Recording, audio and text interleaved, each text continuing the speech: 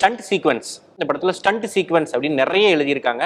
சாம்பிளா 4 சொல்லுங்க. அவர் வந்து first smuggling முடிச்ச உடனே பெரிய கப்பல்ல இருந்து சின்ன படகு மேல குதிப்பாரு. ஆமா, குதிச்சோன்னா அந்த படகு டமார் ஒரு ஃபோர்ஸ்ல உள்ள போய் பின்னாடி அலை இப்படி வரும். அது ட்ரெய்லர்லயே பார்த்துருக்கேன். படகு மேல ஜூனியர் என்டிஆர் ஏறி மிதிச்சா மேல வரத்தானே செய்யும், இல்ல முங்கத்தானே செய்யும் அப்படின்னு நம்ம நினைப்போம். அவங்க ஆளுகளே 2 பேரும் இப்படி தூக்கி போட்டு ஒரு சோக்ஸ்லாம் போடுவா அப்படி கப்பல் மேல. கப்பல் 2 அடி உள்ள போகுமுங்க. இதெல்லாம் வந்து நமக்கு ஓரளவுக்கு தெரிஞ்சிருச்சுல்ல. ஜூனியர் என்டிஆர் ஏறி மிதிச்சா படகு உள்ள போகும், தூக்கி மிதிச்சா கப்பலே உள்ள போகும் அப்படிங்கிறப்போ அப்போ அடுத்த கட்டத்தை இறக்கிடுவோம் அப்படிங்கிற மாதிரி ஒரு 4 கண்டெய்னரை கையாலேயே தள்ளி கடலுக்குள்ள தள்ளுறது, ஷார்க் மாதிரி ஏதோ ஒன்று போய்கிட்டு இருக்கும். இது மேலே ஏறி உட்காந்து கைத்தை கட்டி அதை வச்சே ஒரு 4 ஸ்விம்மிங்கை போட்டு. கேமராமேன் ரத்னவேல் எல்லாம் பல இடங்கள்ல பேட்டிகள்ல சொல்லியிருந்தாரு, டேரக்டரும் சொல்லியிருந்தாரு, என்டிஆரும் சொல்லியிருந்தாரு.